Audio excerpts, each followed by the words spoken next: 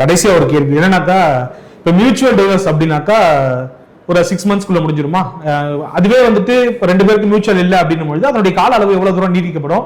இல்ல அன்டிசைடாவே நிறைய கேசஸ் இருந்துகிட்டே இருக்கா இன்னமும்? அதை பத்தி அன்டிசைடான்றதை தாண்டி அகைன் வருஷங்களை பொறுத்தும் இருக்கு. சில இடத்துல என்ன பாத்தீங்கன்னா நம்ம பெட்டிஷன் ஐ மீன் சில கேசஸ்ல பாத்தீங்கன்னா நம்ம சம்மன் அனுப்பி ஒரு பார்ட்டி ரெஸ்பாண்ட் பண்ணல. இப்போ உங்களுக்கு ஒரு சம்மன் அனுப்புறோம், 3 இயரிங் வரைக்கும் டைம் இருக்குன்னு வச்சுக்கோங்களேன். சில பேர் என்ன பண்ணுவாங்க, வேணும்னே ஸ்ட்ரெச் பண்றதுக்காக 2 இயரிங் வர மாட்டாங்க, 3வது இயரிங் வந்து அப்பியரன்ஸ் காமிச்சிட்டு போயிடுவாங்க, திரும்ப 2 இயரிங் வர மாட்டாங்க. இந்த மாதிரி 4-5 வருடங்கள் போன கேசஸும் இருக்கு இந்த இடத்துல. அந்த புள்ளியில ஏதோ ஒரு ஆள் பாதிக்கப்படுறாங்கனாக்கா அவங்க என்ன சொல்லி அணுகலாம் உயர் நீதிமன்றத்தை? இப்ப குடும்ப நல நீதிமன்றங்கள்ல இப்படி இழுத்தடிக்கிறாங்களே, அதுக்கு தான் ஒரு ரெமெடி கொடுங்கன்னு கேட்க முடியுமா? அப்ப கண்டிப்பா இப்போ இங்கே வந்து உங்களுக்கு சம்மன் அனுப்புறாங்க. If in case the opposite person சம்மனுக்கு வந்து அவங்க ரியாக்ட் பண்ணல, ரெஸ்பாண்ட் பண்ணல அப்படின்னா அகைன் அட்வொகேட் சைடுல இருந்து பிரைவேட் நோட்டீஸ் அந்த மாதிரி பண்ணுவாங்க. இது இமிடியேட்டா அடுத்த ப்ராசஸ்க்கு இமிடியேட் சப்சிக்வெண்ட் நோட்டீசஸ் வந்து இந்த இடத்துல அனுப்பப்பட்டுட்டே இருக்கும் to the opposite party, that is to the respondent அந்த இடத்துல. ஓகே.